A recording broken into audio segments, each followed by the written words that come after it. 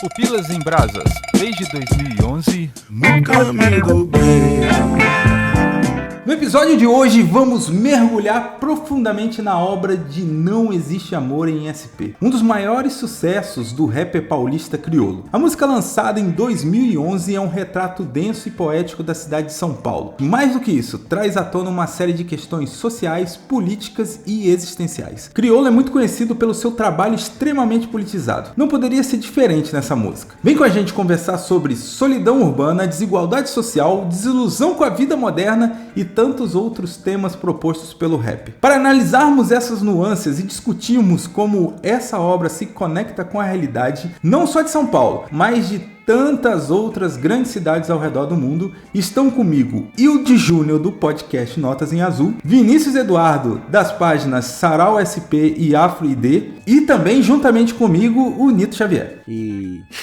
Bom, eu não sou muito ligado ao cenário do rapper nacional. Você é um agroboy, né, mano? Você mora no Mato Grosso do Sul, velho. Total, mano. Maiara e Maraísa aqui, entendeu? Caracas. É isso que a gente ouve aqui, cara. Na verdade, assim, foram poucas as vezes que eu ouvi alguma coisa do Criolo, né? Então, essa música mesmo, pra mim, foi uma grande surpresa. Eu queria saber aí quem é o Criolo, como é que é a relação com vocês aí, se vocês curtem a discografia do cara e tal. É que eu fazia tipo Wikipedia, assim, Criolo é um rapper do Grajaú, Zona Sul de São Paulo. É um rapper relativamente antigo, né, quase da velha guarda aí do rap, que foi responsável pelo surgimento de muitos outros rappers, né, porque ele era o cara das batalhas, né, dos saraus e tudo mais. Aí quando ele tava pensando em desistir, aí ele falou assim, vou lançar o último, sabe? Tô nem aí, isso aqui não vai virar nunca. E aí ele lançou e estourou. É um cara que demorou pra fazer sucesso, né? Cara que já tinha uma carreira longa aí, tem um clipe do Sabotagem antigo que o Criolo tá no álbum, assim, né? No clipe, né? Com a galera reunida. Mas ele foi fazer sucesso, assim, muitos anos depois, né? E esse é um fator que eu acho sempre muito interessante da carreira dele. Eu comecei a escutar o Criolo na faculdade, nos meus acessos de rebeldia, quando eu ia Na faculdade de teologia? É, isso aí. Eu ia pra sala de informática lá e entre as muitas blasfêmias que eu ficava assistindo lá, uma das coisas que eventualmente apareceu pra mim lá foi um show ao vivo do Racionais e depois do show do Racionais apareceu o álbum do Criolo, Ainda há Tempo. E aí eu comecei a escutar, eu escutei bastante nessa época da faculdade, escutava enquanto estudava, inclusive. Contraste bacana, né? É, muito bom. Contraste bom. É, parece que o Criolo venceu, né? Porque você não terminou a faculdade. Não, eu terminei, pô. Eu terminei a faculdade, eu me formei, terminei, pô. Então a piada morreu.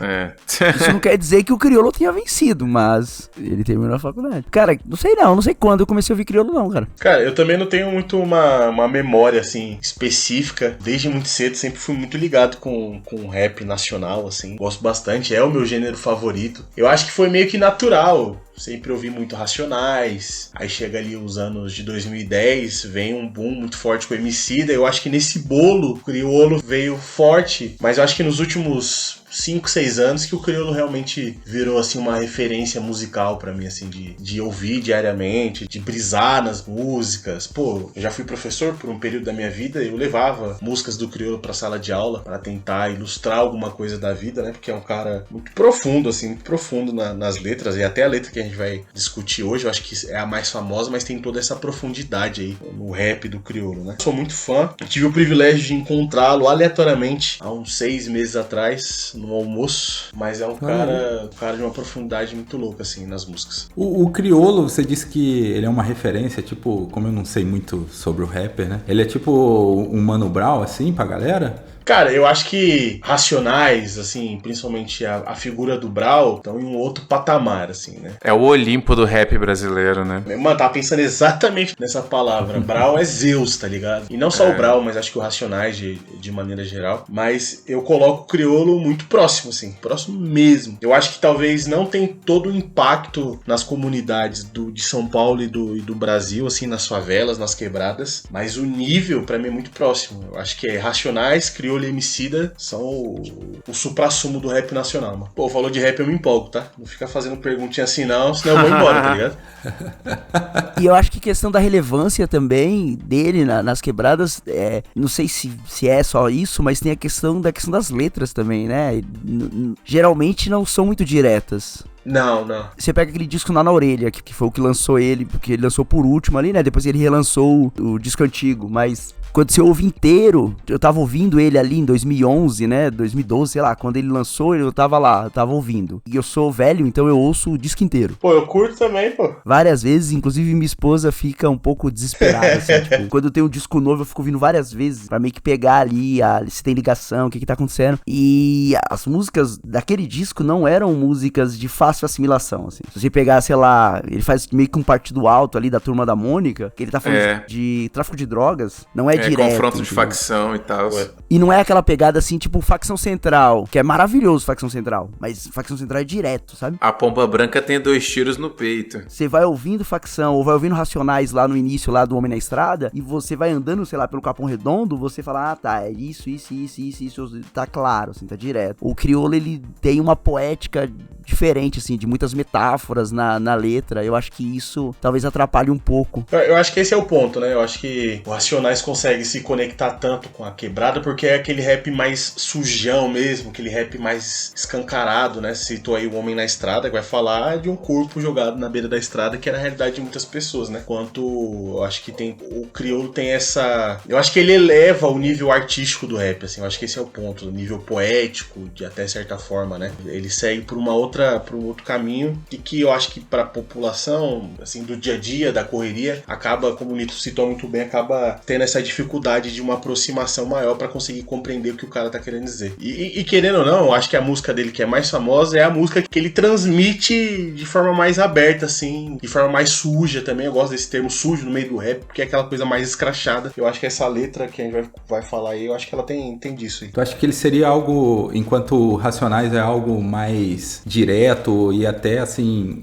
raivoso, né, de protesto mesmo e tal, o Criolo seria algo mais erudito, assim, um Tom Jobim do rap? Talvez não seja assim, porque essa questão da revolta, você vai pegar letras dele ali, pré-eleição do Bolsonaro, isso é louco, essa na época do Covid, que ele faz pra irmã dele, tá ali, sabe? Existe uma revolta mesmo, existe uma violência. Muito forte, muito claro. Você percebe isso, mas a escrita, entendeu? A escrita que é a caneta, né? Como diz assim, tipo, dele é metafórica. Sim. Por mais que você perceba essa crueza de questão de ele tá bravo, ó, ele tá puto, olha essa letra aí. Aí você fala, peraí, mas e a letra? Aí você vai falar, tem uma referência aqui, ele fala de uma coisa aqui, sabe? Ele não é tão direto. Pra mim, me parece um pouco, tipo assim, que o Criolo faz uso, como você disse, Nito, de uma linguagem metafórica, uma coisa meio Graciliano Ramos, assim, quebrando o padrão, quebrando a forma, mas usando de uma linguagem mais metafórica, assim, mais livre, que é uma coisa de livre associação, assim, usando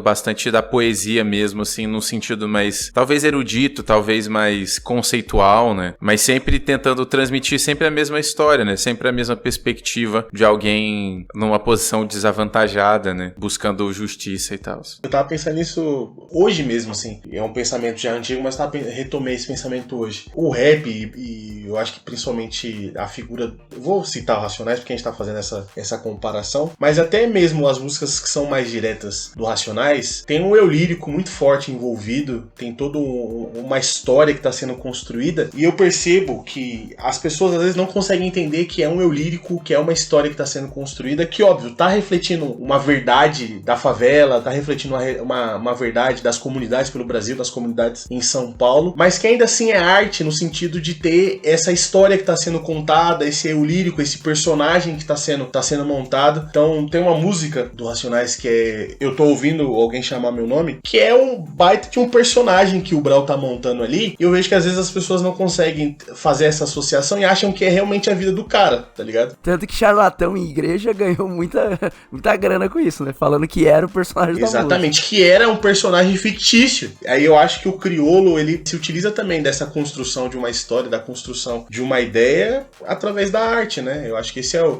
é o ponto de associação, né? Você falou um negócio interessante da questão da narrativa, que realmente, assim, o poder de narrativa que tem as letras do Racionais é absurdo, assim. De você ouvir a primeira estrofe ali e ficar interessado no que vai acontecer, né? Sim, é uma história, É uma parada meio bardo, assim, né? É tipo um bardo do gueto contando a história dele com o beatbox, tá ligado? É muito maneiro, pô, tá maluco. Uma das coisas que eu lembro, assim, da minha adolescência de ser, assim, uma das mais impactantes era descobrir, assim, por acaso, no MP3 do meu tio, assim, um álbum a vivo do Racionais e, assim, poder escutar de forma completamente curiosa da minha parte, assim, né? Sendo um molecote de igreja, né? Escutar, tipo, aquelas coisas e, tipo, ouvir a vida sendo contada de uma perspectiva e com uma tonalidade completamente diferente daquela que eu ouvia, né? A minha realidade. E, nossa, aquilo me encantou, assim, como eu disse, parece uma coisa de bardo, assim, uma coisa de um nível de narrativa, assim, profundíssimo, assim, fantástico, é muito bom, tá louco. Tem também essa questão do subtexto, porque tem muita gente que conhece a letra de cor, né, mas realmente não consegue compreender a narrativa. Sim, pô. Do que realmente tá acontecendo ali. Se você fizer um paralelo, se você estiver ouvindo uma música do Criolo na sua casa, mesmo, sei lá, aquela que ele fala sobre a guerra do tráfico de drogas, a sua mãe não vai falar, tira isso daí, menino, que essa é música de bandido, sabe? Os elementos que ele coloca ali, acaba, sei lá, tem uma que parece um pagodezinho, tem outra que as falas, as palavras que ele escolhe colocar, talvez por ter, acho que a mãe dele é professora de filosofia, não é? Mano, acho que sim. Talvez por ter essa vivência, né? Aí acabou repercutindo ali na questão da escrita dele, né? Ele acaba passando, talvez por menos preconceito em questão de letra, né? Tanto que hoje ele é praticamente um músico de MPB, né? Ele é um cara do rap, ele é do rap, né? Mas assim, ele transita por vários lugares, ele canta com a Ivete Sangalo. É verdade. Não existe amor em SP. Eu acho que o Criolo faz parte de um período muito interessante do rap nacional. É o período de transição do Racionais, do Facção Central, Realidade Cruel, que é uma galera que nunca foi vista como artista. Essa chegada do Criolo, que eu sempre associo também muito à chegada do Emicida, e eles fazem essa transição de ser visto agora também como artista. Eu acho que até a galera antiga acaba bebendo um pouquinho disso, né? Eu acho que essas duas figuras, Criolo e Emicida, são vistos hoje não só como rappers, mas como um artista de MPB, um artista que consegue transitar por outros estilos, que as músicas também não vão falar só sobre a violência, tudo mais, que esse é outro estigma que se coloca sobre o rapper, né? Que o rapper ele só precisa falar das tragédias, das dificuldades, tudo mais, e aí, às vezes o cara quer cantar uma outra coisa, como é o álbum Amarelo lá do Emicida. Então, eu acho que o Criolo, pelas letras, pela forma que se porta, pela associação com outros estilos, ele fez muito pelo rap nacional nesse período de transição, né? Que eu não preciso só cantar sobre as vivências da quebrada, da comunidade, que são importantes, que precisa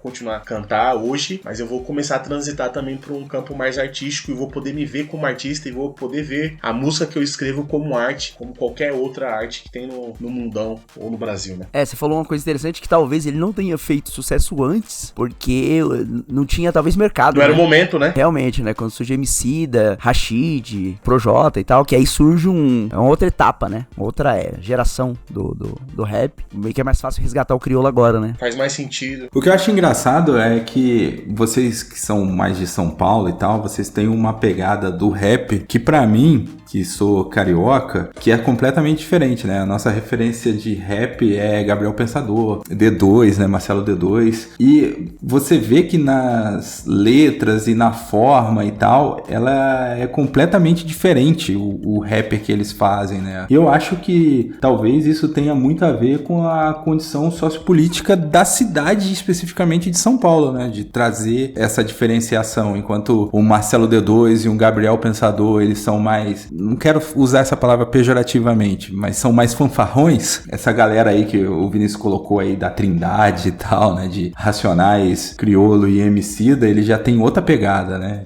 E por que vocês acham que isso rola, assim? Essa diferença são as duas maiores influências no Brasil, né? Creio que o rap carioca e o rap paulista, né? Vocês conseguem ver essa diferença e tal? Ou eu tô brisando? Cada um vai cantar daquilo que vive, né? Eu acho difícil Marcelo D2 fazer um rap, sei lá, sobre o Capão Redondo. Por mais que quebrada é quebrada, e eu acho que também tem a questão que você falou aí do cara que faz o rap e tal, e aí o rap de São Paulo ser diferente do rap do Rio. Acho que isso vai acontecer também no funk, isso vai também acontecer no pagode, no samba, sabe? Vai acontecer em todos os gêneros musicais. Mas se você observar observar hoje, por exemplo, tem grandes expoentes do rap, por exemplo, sei lá, do Espírito Santo lá tem um César MC, da Bahia tem um Bacaxu do Blues, de Minas Gerais tem o Djonga. Então eu acho que em algum momento o que era visto era o que acontecia em São Paulo, que tinha o seu estilo de rap, e o que era visto no Rio de Janeiro. Então não sei nem se eram os maiores expoentes. Eu acho que São Paulo sim, né? Que, pô, você tem Racionais MCs, você tem Facção Central, você tem coisas acontecendo aqui que você fala, caraca, isso é grande demais, né? Mas o Sudeste ainda é o foco, né? Pra questão da cultura urbana e tal. Mas aí você tem Dom L, que é... Pô, o cara é de Fortaleza, tá ligado? E é genial. Isso, e na letra ele cita, assim como o Mano Brown vai citar da ponte pra cá, tipo, ele tá fazendo referências de coisas do Capão, o Dom L vai citar coisas de Fortaleza. E eu tô ouvindo o Dom L aqui em São Paulo, e pra mim faz muito sentido o que ele tá cantando, entendeu? E eu nunca fui em Fortaleza, tá ligado? Eu acho que tem essa pegada do cara cantar sobre a vivência dele, mas acaba que no final quebrada é quebrada, entendeu? E aí o cara que tá em outro estado, em um outro contexto, consegue olhar e falar, opa, agora tem indígenas cantando rap, né? Bravo. Tem uma vivência social ali dentro que é importante que ele fale, e o rap é onde ele pode usar a voz dele, né? Pra amplificar isso e tal. Eu quero só fazer um contraponto sobre essa questão São Paulo e Rio. Na verdade, não, um contraponto e também uma adição, né, nesse processo. É muito curioso que cada local, e o Nito citou muito bem aí, de uma galera mais nova, como essa galera se desenvolveu regionalmente, mas também alcançou o Brasil. Mas quando você ouve, você vê as quebradas, ele citando as suas próprias quebradas de lugares mais distantes, e essas coisas, mesmo com as diferenças, se associam com a nossa realidade. Eu, por exemplo, sou de quebrada, então acabo me associando com essa realidade, mas ainda assim é uma coisa muito particular, né? É o rap do Espírito Santo, é o rap de Minas, é o rap da Bahia, que tem os seus pontos, os seus focos, né? Mas só um contraponto em relação a São Paulo e Rio, quando você cita o D2 e o Gabriel o Pensador, eu acho que essas duas figuras acabam sendo figuras que se associam muito ao rap do Rio, porque eram figuras mais midiáticas, assim, né? Por terem um estilo um pouco mais aceitável, acabaram se transformando em figuras um pouco mais midiáticas. Mas eu vou citar aqui outros nomes que são tão importantes pro rap do Rio e que se associam de uma forma muito prática e muito fácil com Racionais, como por exemplo o MV Bill, né? Bill Sim. Canta de uma forma, assim, do estilão dele, mas que se associa muito com Racionais, com o estilozão de Facção Central, por exemplo. O Bill tem uma série de músicas se colocando como traficante do morro, né? E ele vai relatando várias cenas da polícia invadindo, tudo mais, que é muito parecido com as músicas de Racionais, de Facção Central. Eu acho que essa diferença se dá quando a gente coloca Gabriel Pensador e Marcelo D2, que são estilos, que são personalidades mais midiáticas, né? E quando eu digo que são personalidades mais midiáticas, porque o rap no início, no Brasil, de maneira geral, sempre foi meio anti-mídia, digamos assim, né? Seja pela aceitação da mídia ou seja pela própria postura da galera que começou no rap, né? Esses estilos mais pesados demoraram muito pra poder acessar as mídias que era de mais fácil acesso pro povão, né? Hoje em dia a gente consegue ouvir qualquer coisa se eu entro na internet, mas lá no início dependia muito de uma TV, de um rádio pra poder ouvir, e pô, Racionais nunca foi em TV aberta pra poder cantar e por aí vai, né? E eu sei de outros rappers também que passaram pelo mesmo problema. Essa diferença se dá muito mais pela questão midiática e também como o Sudeste acaba aparecendo mais, então esses rappers do Rio, que são mais midiáticos, tiveram mais essa visualização. Porque se você analisar, por exemplo, o GOG, que é de Brasília, pra mim, quando você fala GOG, pra mim tem mais respeito no movimento hip hop e no rap do que Marcelo D2 e Gabriel Pensador. Total. Não é midiático, então não se sabe muito dessa galera, né? Que eu acho que acaba ficando muito recluso ao próprio movimento do rap. Vocês trouxeram um monte de nome aí que eu nunca tinha ouvido falar. Então. Tá ligado? Brisei aqui. Vocês já tinham ouvido falar sobre o MV Bill. Com certeza. Mas eu não lembro de música dele, então. sabe? Não é marcante pra mim, entendeu? Sim. Não, e é normal, é isso que eu falo, tipo, não chegava muito distante, assim, né? Eu acho que mais pra quem era do movimento mesmo, ou que gosta de ouvir. Essa comparação que você tá falando, o próprio Emicida, ele tá muito mais pra Marcelo D2 e Gabriel Pensador, né? Porque ele é mais palatável, assim, pra grande mídia, né? Agora, no último álbum, mas no início, ele demorou também pra, tipo, ser esse cara mais aceitável aceitável. E também o rap se transformou mais midiático também, né? Então acaba sendo mais aceitável. Mas nem mais midiático, mas assim, como a galera tá consumindo, então as grandes mídias acabam abrindo as portas por uma questão muito comercial, não por aceitação em si, né? Tudo não vira tem como mercadoria, fugir. não tem jeito. O próprio Emicida fala isso naquela música Pitch lá, né? A sociedade vende Jesus porque não vendeu rap, então não adianta. E assim, vocês deram a impressão que o São Paulo tem grande influência no rapper nacional, né? Vocês acham que acontece isso por causa da mixigenação que existe, assim, em São Paulo, né? E aí é mais fácil o cara que tá lá, sei lá, no interior do Brasil, numa cidade grande, assim, que tem, sei lá, 200 mil habitantes pra cima, ele conseguir se identificar mais com as histórias que estão rolando ali em São Paulo do que propriamente as histórias que estavam acontecendo no Rio, porque tem muito lance de praia, morro e etc. Então vocês acham que por esse enriquecimento cultural de São Paulo, de vários lugares, de ter muita gente que veio de lugares diferentes e tal, fazem com que fique mais rico a perspectiva e mais, assim, empático pra quem ouve em qualquer parte do Brasil? Eu acho que, tipo assim, nesse sentido, existe uma questão, assim, meio que uma cópia, vamos dizer assim, porque nos Estados Unidos, onde o rap nasce, né, você tem o paradigma da questão da costa oeste versus a costa leste, né? E aí na costa oeste você tem os rappers da Califórnia, especialmente, e na costa leste você tem especialmente os rappers de New York. E aí, historicamente, a galera do sul é mais, vamos dizer assim, direta ao ponto, vamos dizer assim, né? E o pessoal mais de cima é o pessoal mais da técnica, da rima mais complexa e que usa mais um pouco da finesse da situação. Então eu sinto que São Paulo, ele copia um pouco dessa parada do rap de Nova York, de ser um rap mais reflexivo no sentido de tentar, vamos dizer assim, elevar o que está sendo feito por um novo nível sempre. Por exemplo, não sei se vocês assistiram o documentário da Netflix, do Racionais. Sim. E aí, numa das partes lá do documentário, o Brown fala de um período que ele percebeu que não dava pra continuar seguindo com o Racionais porque eles estavam se tornando meio que uma caricatura deles mesmos, porque a música deles estava se tornando superficial pela repetição. Eles precisavam aprofundar o conteúdo daquilo que estava sendo exposto, não simplesmente no propósito de fazer parecer que é algo profundo, mas no sentido de realmente ter algo pra dizer. E aí o Brown explica do jeito dele, né, o processo que ele teve para poder chegar nesse nível mais profundo, que é daí que vem o... Nada como o dia após o outro.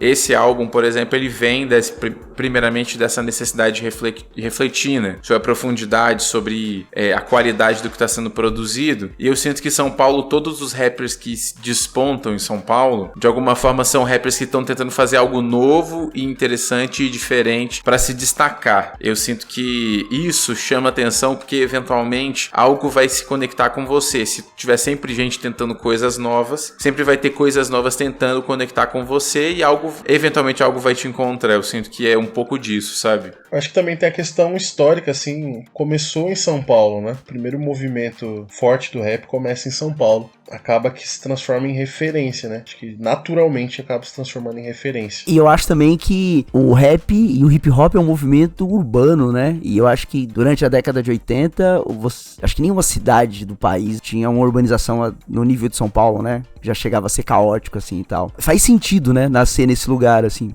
esse movimento. Bate bem com esse movimento. Tanto que quando eu, sei lá, percebi que cidades do interior da Bahia, por exemplo, a galera ouvia Racionais e achava, tipo, da hora e curtia, falei, caraca, como assim? Como que naquele universo faz algum sentido, sabe? As letras e tal. E faz, né? A galera vai ouvir e vai se achar ali nas narrativas do Brau. Eu acho que também tem esse peso, né? Esse peso de ser uma cidade extremamente urbanizada já ali naquela época e ter problemas que São Paulo tinha que fazia muito sentido com o rap. Negócio de ser o gangster, sabe? Porque realmente, né? Tipo, eles não só cantavam, né? Aquilo, assim. Eles tinham uma vivência que trazia um risco pra eles, né? Ser rapper, né? Ser o Mano Brown do Racionais MCs na década de 80, começo da década de 90 ali, trazia um risco, né? Não era somente um show, não era somente uma música. Sim. Tanto que várias coisas aconteceram posteriormente, né? Pra deixar claro que era uma situação bem mais séria, né? Vários incidentes em shows do Racionais, aquelas histórias todas que a gente conhece, e não só do Racionais, né? Quando prenderam o Planet Hemp e tudo mais, os problemas que o Sabotagem teve, né? Todo mundo que realmente se envolveu de forma constante, né? Nesse esforço aí do rap, quem buscou ser um rapper de verdade, né? Dessa galera toda, acabou eventualmente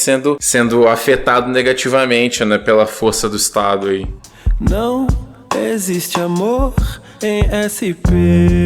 Acho que depois dessa contextualização bacana aí sobre o rapper nacional e também aí sobre a influência da cidade de São Paulo para as músicas, né, do crioulo, inclusive. É clichê falar isso daí, né, mas São Paulo vira um personagem, né, para muitas músicas aí. Eu vou lendo a estrofe, né, da música para quem não tá familiarizado com a música ou esqueceu alguma coisa. E aí a gente vai trocando ideia sobre cada estrofe, beleza? A música começa assim: não existe amor em SP, um labirinto místico onde os grafites gritam, não dá para descrever numa linda frase de um postal tão doce, cuidado com o doce. São Paulo é um buquê, buquê são flores mortas, num lindo arranjo, arranjo lindo feito para você. De início, assim, pelo menos assim pra mim, que não tô envolvido culturalmente aí em São Paulo, eu acho de uma poesia muito bacana, né, quando ele faz essa comparação do buquê, que ela é bonita, mas ele faz questão de te lembrar que estão mortas, né? No caso,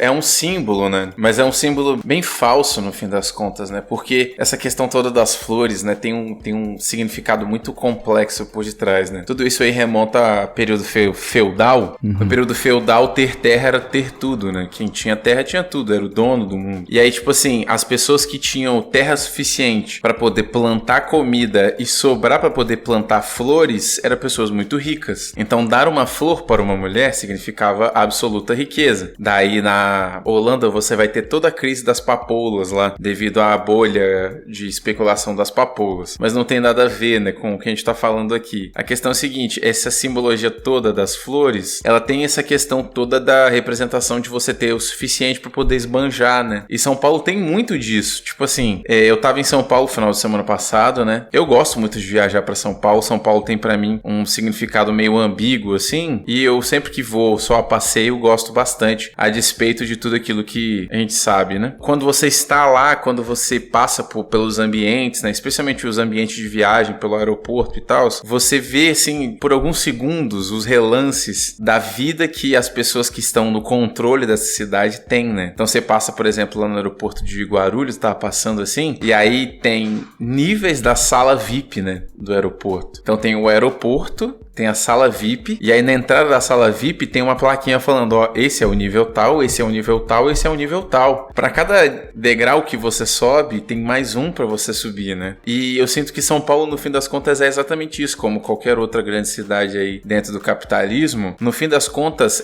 é uma grande miragem. Não é o que existe de verdade que justifica a existência de São Paulo. É a pretensão de algo a mais, entendeu? É a projeção de uma resposta, de um projeto perfeito, de uma grandeza, de uma riqueza. É essa sensação de que algo está sendo construído um tempo inteiro e que vale a pena se envolver nessa coisa, mesmo que no momento não seja tão vantajoso para você, mas eventualmente vai dar certo, entendeu? É essa pretensão, essa esperança, eu sinto. Se ela é verdadeira ou não, eu acho que no dia a dia a gente acaba percebendo que na maior parte do tempo é só uma miragem mesmo, né? Só existe enquanto uma projeção da nossa cabeça. Mas quando você se permite, em alguns momentos, experimentar essa miragem, você percebe o quão profunda é essa narrativa, essa projeção dessa ideia do que é essa cidade, esse lugar, essa prosperidade, essa vida que você pode viver nesse lugar, né? Eu gosto do como ele vai utilizando alguns elementos assim da própria cidade para poder escrever, né? Tipo, os grafites gritam, né? São Paulo é toda rabiscada, tudo desenhada, seja no quesito de beleza, ou seja no quesito de feiura mesmo.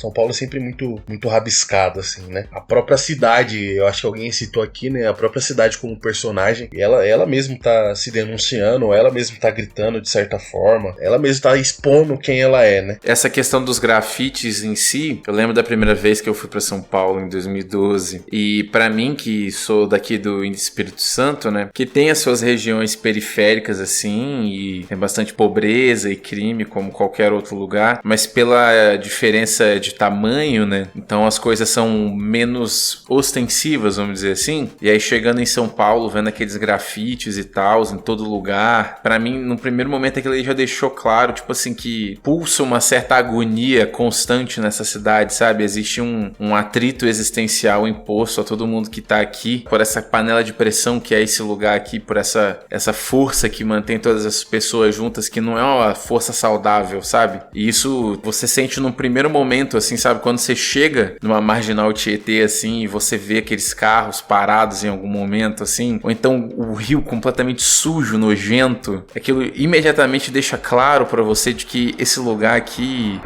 tem algo de muito pesado, né? Nessa cidade aqui, nesse local, sabe? É transmitido em todo lugar, em tudo. Você sente essa sensação constante, pulsante de um atrito existencial, assim, em tudo, cara. Eu acho que pra quem é de fora de São Paulo, tem muita gente que tem pavor de ir pra São Paulo, né? Eu mesmo, sim, que moro aqui no Mato Grosso do Sul, quando eu fui visitar o Nito, meu sogro e minha sogra estavam no desespero para ir pra aí. Aí tinha que ficar perguntando se era seguro ir de carro.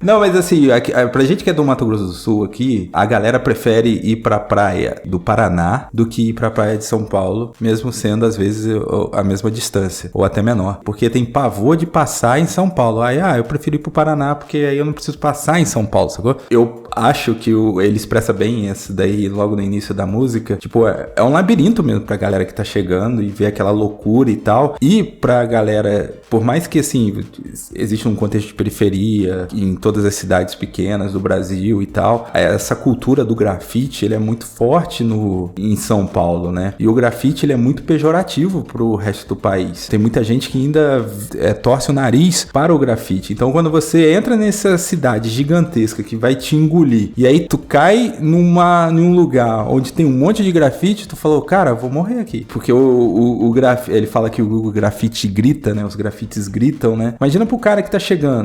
Aquilo ali é uma parada mega assustadora, aquele contexto, né? E assim, né, também tem um aspecto de que, tipo assim, as ruas de São Paulo são um labirinto, tá ligado? A cidade não é organizada. Muito pelo contrário, é umas ruas torta e roda e faz curva em cima da outra. E assim, é maluquice, uma cidade que foi crescendo muito rapidamente, sem controle, sem planejamento na maior parte do tempo, né? Então, mesmo o centro de São Paulo não é muito organizado, na verdade, né? Mas quanto mais você vai saindo do centro, indo pras periferias, cara, é loucura, né? Você se perde muito facilmente. Cara, você pega uma pessoa que nunca andou de metrô, nem de trem, alguma coisa assim, você explica pra ela como funciona o metrô de São Paulo, como é que você faz como é que você vai, tipo assim, do Capão Redondo até a rodoviária do Tietê, ou como você vai do aeroporto de Guarulhos até onde eu tava, por exemplo, até a estação Prefeito Saladino, lá em Santo André. Pra você fazer todo aquele negócio ali, tipo assim, não é tão difícil, mas é extremamente confuso pra quem nunca esteve, tá ligado? Que você tem que sair na estação e aí tem um lado que o trem vai pra uma direção e é o mesmo trem, mas aí do outro lado vai pra outra direção. Aí se você pegar numa direção, você tá indo pro lado contrário e ele para em todo ponto, você não tem que dar sinal, sabe? E é longe pra caramba. Então, entre uma estação e outra, às vezes é 1 minuto, às vezes é meia hora. E não tem descrito isso, tá ligado? É bizarro, cara. É uma situação realmente de confusão, né? O crioulo, ele transmite muito bem esse sentimento que... Eu acho que atordoamento seria a palavra, sabe? Porque é muita coisa ao mesmo tempo. O tempo inteiro, né? São Paulo é isso. Que o Léo falou da questão dos grafites, né? Que pra outros lugares do país vai ter esse preconceito do grafite, que em São Paulo tem bastante. E em São Paulo já existe uma discussão, tipo, de que o grafite talvez seja uma gourmetização da pichação, entendeu? Que existe um preconceito contra a pichação, como se não fosse arte, como se não fosse expressão. E aí a galera meio que tolera o grafite para que fala assim, beleza, o grafite sim é arte, a pichação não. Então aqui você não pode pichar, porque nós vamos grafitar, entendeu? Então aqui já existe a discussão de que o grafite é bonzinho, o ruim é o pichador, que não é artista. Eu acho muito legal quem não é daqui e já veio aqui pra São Paulo poder fazer essa leitura sobre a cidade, porque, não sei o Nito, né? Mas pra quem é de São Paulo, eu acho que a gente tá tão acostumado com o rolê, a gente tá tão acostumado com a vivência em São Paulo, que quando a gente vai pra outros espaços é até estranho, tá ligado? Eu já morei em outros estados, já morei no interior de São Paulo, e eu demorava pra poder me acostumar a não tá mais nessa nessa agitação que é São Paulo, de não estar mais nessa vivência única que é São Paulo, né? E aí me parece muito que quem tá aqui já tá tão ludibriado ou tá tão já anestesiado com o que é São Paulo que se acostumou com as loucuras ou se acostumou com esses labirintos que é São Paulo, que é essa loucura que é São Paulo, assim, né, de maneira geral, né? Eu sei que a gente vai chegar mais à frente aí, mas eu acho muito interessante a frase, né, que é: devolva minha vida e morra afogado em seu próprio mar de fel, né? E eu acho que tem muito a ver disso, assim, tipo, quem tá em São Paulo meio que tem a vida sequestrada pela essa rotina intensa que é São Paulo, por essa parada enorme, por esse labirinto, e a gente se acostuma, tá ligado? A gente se acostuma a ter essa vida sequestrada pelo que é essa realidade de SP. O preço de viver em São Paulo é viver em São Paulo, né? Exatamente. Exatamente. Tá ligado? Porque não tem como você ter o que a cidade te dá acesso, né? Sem ter que pagar por isso. Essa é a grande questão, né? Tipo, as oportunidades que São Paulo te oferece, só São Paulo te oferece, mas o preço dessas oportunidades é altíssimo, né? Não existe amor em SP. E aí eu acho que o crioulo trabalha muito que, tipo, é ilusão, tá ligado? É meio que ilusório, tá ligado? É tipo, é esse buquê de flores que é bonito, mas que são só flores mortas, tá ligado? Num lindo arranjo. Porque o preço que se paga, às vezes, é até mais alto do que aquilo que é bom, aquilo que são as oportunidades, digamos assim, né? A oportunidade pra ganhar R$200 a mais, mas pra demorar mais 3 horas no transporte público, ou qualquer outra coisa do tipo que envolva São Paulo, né? Então eu acho que também tem muito dessa dualidade. São Paulo tem uma dualidade muito profunda. Beleza, é a terra das oportunidades, você consegue encontrar coisas que você não encontra em outros lugares do Brasil, em outras capitais, até mesmo em outras capitais do Brasil, mas tudo é muito intenso, tudo é muito mais distante, tudo é mais sofrido, então é muito louco, assim. Só experiência pessoal, testemunho pessoal aqui, eu morei em Vitória, morei no Espírito Santo. Olha aí. Você falou aí. Estou falando de Vitória nesse momento, então, né? Pô, eu morava em Vitória e trabalhava numa cidade do lado, que é Serra, né? Ah, sim, Pô, sim. eu demorava 25 minutos pra ir pro trabalho, e eu lembro que a galera que trabalhava comigo ficava indignada, falou, pô, mano, você mora longe. Eu em São Paulo, 25 minutos, eu não saio do Capão Redondo. Tá do lado da minha casa, assim, né? Eu vou de bicicleta pro trabalho, eu chego no meu trabalho em 15 minutos, de bicicleta. Bicicleta eu não consigo subir a rua de casa aqui de São Paulo.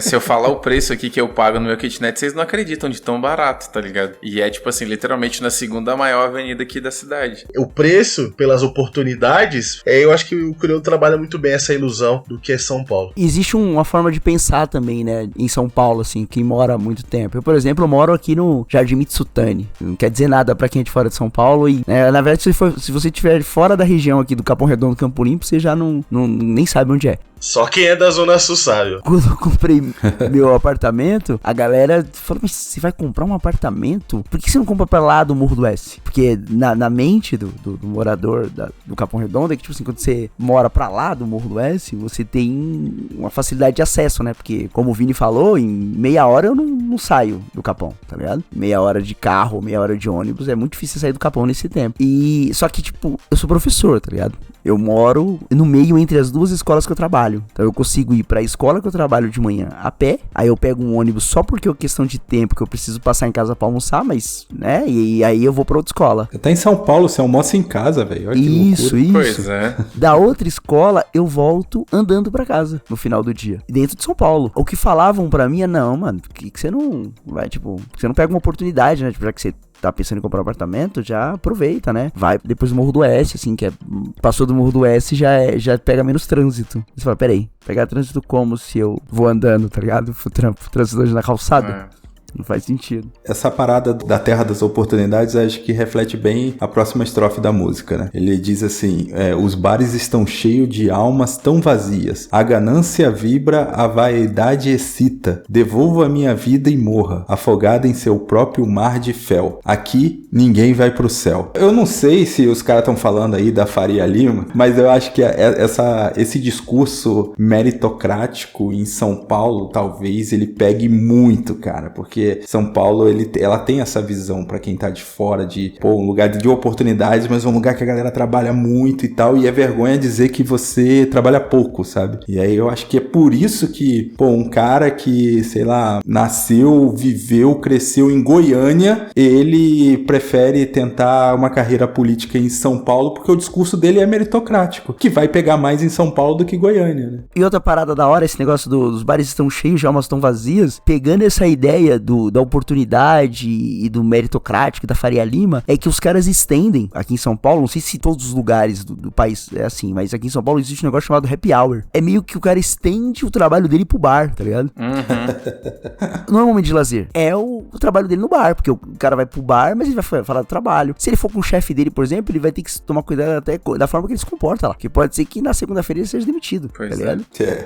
Até no momento de confraternização, é um momento de confraternização vigiado, assim, de opa, peraí, eu tô aqui, eu preciso demonstrar algo, porque eu tô aqui com os meus colegas de trabalho, eu preciso performar aqui também a pessoa que eu sou no trabalho. Eu trabalhei durante 10 anos numa escola particular aqui do Capão Redondo, e tinha muita confraternização. Tinha os professores, confraternização, fechou a meta da matrícula, confraternização. A forma de valorizar o seu trabalho, minhas aspas aqui, era ir dando pra você uma confraternização. Sabe aquele chocolatezinho que você ganha quando você bate a meta? Pão e circo mesmo, hein?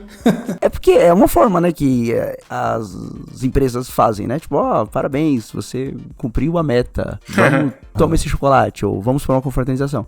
Muitas dessas confraternizações eu não ia. Às vezes eu ia porque os colegas, né, professores colegas falavam, você nunca vai. Vamos aí uma vez ou outra, aí tipo, eu ia. Mas a justificativa que eu dava é que não existe confraternização com o ambiente do trabalho se o meu chefe tá, entendeu? Não mesmo. Eu não posso ser eu mesmo. Então, eu saio pra uma confraternização, mas eu tenho que continuar encenando. Com certeza. Eu posso perder o emprego naquela confraternização. Então, por que eu iria, tá ligado? Por que eu ia pegar um pedaço da minha noite e transformar ela em trabalho se eu já tô em casa, tá ligado? Tipo, eu posso ir pra casa dormir. É muito melhor ir pra casa dormir do que, não, eles vão pagar, sei lá, o hambúrguer ou o meu jantar. Eu passo essa experiência e quero ficar em casa assistindo TV. Eu tenho um salário pra que eu possa comprar o meu hambúrguer e comer sozinho, né? Eu não preciso que paguem o meu hambúrguer. Eu posso comer em casa com a minha esposa, ou nem comer um hambúrguer, mas ficar sentado lá em casa, não trabalhando. Porque a confraternização de trabalho é trabalho. Fazer um jejum intermitente, né? Uma atividade mais prazerosa. Qualquer coisa em casa é melhor do que no trabalho. E assim, eram colegas de trabalhos fenomenais, assim, eu tenho contato com eles até hoje, assim. São pessoas legais, que eu converso, assim, durante a semana. E mando mensagem, converso, mantenho a relação com os colegas de trabalho que estavam ali na mesma função que a minha, né? Que é a função de professor. Mas a confraternização, ou happy hour, né? Para as pessoas que vão aí uma vez por semana no barzinho, é performance, né? Você vai performar porque o trabalho continua ali também. Eu acho que, em essência, a questão toda de São Paulo é essa, cara. É essa projeção, essa esperança capitalista. É porque a raiz toda dessa parada é a questão do cristianismo, né? É aquilo que o Weber falou lá na lógica protestante, o espírito do capitalismo e tudo mais, a noção de que a gente tem que provar que a gente tá certo, provar que a gente tá do lado certo da situação, provar que a gente tá salvo, né? E aí o capitalismo desenvolve-se em cima desse sentimento muito profundo que a gente precisa se provar o tempo inteiro, que a gente precisa estar o tempo inteiro buscando melhorar, crescer, se desenvolver. Mesmo que a gente não precise crescer mais, mesmo que a gente não precise de um nível acima, a gente vai fazer esse nível acima. E aí São Paulo, como qualquer cidade que existe em função desse sistema e é um conglomerado disso, assim, a 10ª potência, tudo é em torno dessa necessidade, dessa carência gigantesca de construir essa visão idealizada do mundo, né? Seja através do trabalho, em você criar a carreira perfeita e ganhar muito dinheiro, e você morar no apartamento que custa, sei lá, 15, 20 mil reais o aluguel por mês e tudo mais. Seja isso, ou seja, tipo, o lado mais hedonista da situação, que é ir na balada, no festival, no show, e ter a experiência, e ter a noitada. Eu sinto que em São Paulo essa necessidade que tudo seja muito intenso e tudo seja muito forte o tempo todo pra criar essa coisa, sabe? Criar esse sentimento de novidade é muito intenso e a gente não foi feito pra poder viver assim. Pelo menos eu tenho essa impressão, sabe? Que se o ser humano aceitasse que a vida é um pouquinho merda e não tentasse melhorar a vida com tanta intensidade, mas deixasse que algumas coisas sejam meio merda mesmo, mas tudo bem, a gente seria muito mais feliz e a gente viveria num mundo paradoxalmente muito melhor. Mas aí São Paulo personifica o oposto disso, na ganância de construir essa visão idealizada do mundo a gente tem aí uma cidade extremamente desigual, né? Extremamente violenta, extremamente gananciosa e tudo de agressivo tem o seu espaço e existe lá, né? Pô, é a síntese perfeita de São Paulo, porque essa lógica capitalista, meritocrata, que quando você pisa na Faria Lima, você só de pisar lá, você já tá sentindo isso próximo de você, ela invade não só a Faria Lima, mas as extremidades de SP, né? Eu acho que o povão da quebrada, das favelas, do extremo sul de São Paulo, do extremo leste de São Paulo, também bebe muito dessa lógica, né? Dessa ganância que é implantada, que é vendida pelas regiões mais nobres, entre aspas, né? Eu não gosto muito desse termo. Eu fico muito impressionado, né? É um ponto que é muito feito, né? Muitas pessoas falam, mas tipo assim, é o iPhone parcelado. Cada um faz o que acha melhor com a própria vida, não é uma questão de julgamento. Mas tipo, eu fico sempre pensando, será que não teria nada na vida dessa pessoa que esse dinheiro não teria sido melhor utilizado, sabe? Porque no fim das contas é fetichismo de marca, né? Não é um objeto com valor real, é um valor agregado devido à marca, devido ao símbolo que aquilo ali representa, né? E é triste que as pessoas sintam a necessidade de gastar tanto dinheiro numa coisa desse tipo, sabe? Cara, e você citou esse ponto, e esse ponto ele é interessante, eu vou retomar uma coisa que a gente falou lá no início, a gente falou de rap, né, tudo mais. Eu tento não ser um cara nostálgico com rap ou ser um cara conservador com rap, mas grande parte daquilo que a gente vê hoje no cenário musical que envolva a cultura periférica tem muito a ver com essa lógica capitalista também, do lance da ostentação, do lance de você chegar para essas molecadas mais novas e elas querem ser rapper ou até mesmo ser jogador de futebol, que eu acho que é uma das coisas que também está muito próximo, porque essas coisas estão vendendo ou estão te dando o status necessário através de um iPhone que você compra, através de um carro que você compra, através dos lugares que você frequenta. Pouco se faz dessa análise como o crioulo fez lá no passado, né? E é uma realidade muito presente ainda é uma realidade muito presente, né? Ainda que algumas coisas tenham melhorado dos últimos anos pra cá, ainda assim é uma realidade muito forte dentro de São Paulo, tudo isso que ele vai descrever, o que ele tá descrevendo aqui na música. Eu acho que o rap se afastou um pouquinho dessa realidade e perde um pouco da sua importância dentro das comunidades mais pobres, mais carentes, porque se afastou dessa realidade. E aí você vê, também fui professor de escola particular, você vê como a molecada tá muito vibrante nessas ideias, nesses pensamentos, nessas lógicas que a gente tá descrevendo aqui. Não existe amor em SP. E eu acredito que a questão da ideologia e da mercadoria tem tudo a ver, né, com esse esquema. A gente tem falado isso no Pupilas já há alguns episódios, assim, que é a questão de quando você vê um rapper de sucesso, né, que conseguiu acumular riquezas mesmo, assim, né, ou um trapper, né, ou até um MC de funk, que ele conseguiu acumular riqueza, ele vira meio que pra um case de sucesso pra molecada, né, e essa comparação que você fez com o jogador de futebol faz muito sentido, porque a ascensão de um moleque morador de quebrada, se ele for preto, então, vixe, aí fica muito mais difícil. Só que ele vai ver esses exemplos no rap, no trap, no funk ou no jogador de futebol, né? Como tudo vira mercadoria, a indústria vai vender essa pessoa. Tipo, ó, você pode se transformar nessa pessoa aqui. Você pode se transformar no seu MC favorito. Você pode ter o carro que ele tem, a casa que ele tem. E você tira a conquista coletiva pra transformar numa conquista individual, né? Que é o que o neoliberalismo vai fazer, né? Porque se falhar, foi você que não se esforçou o suficiente. Mas todo mundo consegue chegar nesse lugar. Olha, ele conseguiu. Ele veio da mesma quebrada que você. Ele passava o mesmo perrengue que você. E hoje, ele tem milhões. E aí esse discurso vai vender para nossa molecada de que ao invés de coletivamente eles criarem ali uma interação que consiga fazer com que todos, né, realmente consiga ter uma ascensão não apenas financeira, né, mas uma ascensão realmente cultural, uma ascensão de empoderamento mesmo, né, de chegar nos lugares, de acessar novas coisas e de mudar a realidade deles e da comunidade onde eles vivem. O que vai ser vendido é que, tendo esse sucesso, ele pode sair dali e viver em um outro lugar, né? Porque a Faria Lima, né, é o ponto de partida, assim. O ponto de partida ainda é o sucesso financeiro. O ponto de partida ainda é a riqueza. Tanto que a gente vê, sei lá, em 2024, candidatos que não tem nenhuma ligação com a periferia, cantando letras de rap e vendendo sonhos, assim, totalmente fumaça. Mas a galera ainda acredita e olha ele como exemplo. Ah, porque um dia ele foi pobre. Tá, mas como ele ficou milionário, né? Como que alguém fica milionário? Como é que alguém sai da pobreza e fica milionário sem essa intervenção artística, né? E os golpes que ele deu, e as coisas... Não, acaba não interessando muito essa questão, por quê? Porque o que importa é o produto final. Esse cara era um cara que um dia não teve dinheiro e hoje ele tem. Ah, como ele fez pra fazer isso? Hoje ele tem. Pouco importa, né? O importante é o sucesso final. Não é importante, tipo, se você vai levar alguém com você, se sua comunidade ganha junto com isso. O que o coletivo ganha? O importante é pagar a Ferrari à vista, né? Sei, mesmo que ela seja alugada pro clipe, né? Pois é.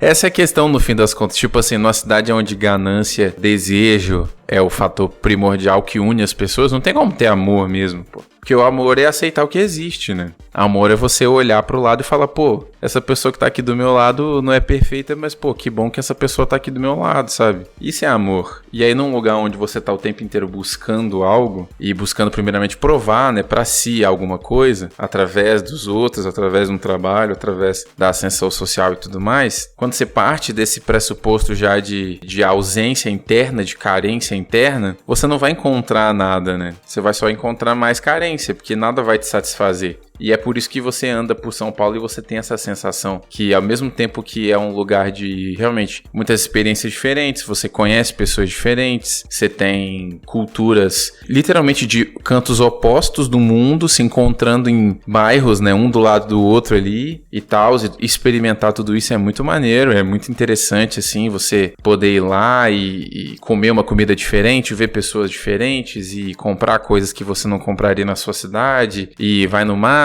vai nos vários outros museus e etc, mas quando a raiz, a força motriz por trás dessa cidade, né, a eletricidade que move essa cidade é sempre essa ganância, esse desejo, essa vontade, né, de mais e mais e mais e mais, não tem como ter amor, né, cara, não tem, o amor não sobrevive num espaço desse. Continuando a música, ela repete as duas primeiras estrofes e aí eu vou ler a última aqui e aí a música já termina. Ela diz assim: não precisa morrer para ver Deus, não precisa sofrer para saber o que é melhor para você. Encontro duas nuvens, em cada escombro, em cada esquina. Me dê um gole de vida, não precisa morrer para ver Deus. E aí ele repete. Eu acho que, tipo assim, ele tá comentando, talvez, né? Não sou crioulo pra poder dizer, mas me parece que é uma coisa sobre essa questão de trabalhar, tipo, até você morrer mesmo, sabe? Tipo, você trabalhar tanto, que o trabalho vira a sua vida. Acho que em qualquer lugar tem pessoas assim, né? Que são viciadas em trabalhar ou que só enxergam sentido no trabalho, assim, na vida delas, que dependem do trabalho pra ter um senso mínimo, né? De propósito na vida. E isso é muito triste. E, infelizmente, São Paulo tá cheio dessas pessoas, né? Foi o que a gente mencionou no início, né? De que parece que se você não trabalha o suficiente, assim, se você não trabalha o excessivo, não é o normal. Como assim o Nito tem as noites livres? Ele podia estar dando aula à noite, né? Então você tem uma cobrança social de que você deveria estar fazendo mais, sabe? Que o ócio parece que é uma parada que é contra o ser humano. Não é pra você ficar de boas olhando pro teto. Você tá perdendo dinheiro, entendeu? Sim. E se sentir culpado, né? Por descansar. Exatamente. Tipo assim, às vezes eu me pego tendo um pensamento que pra mim, assim, é um dos mais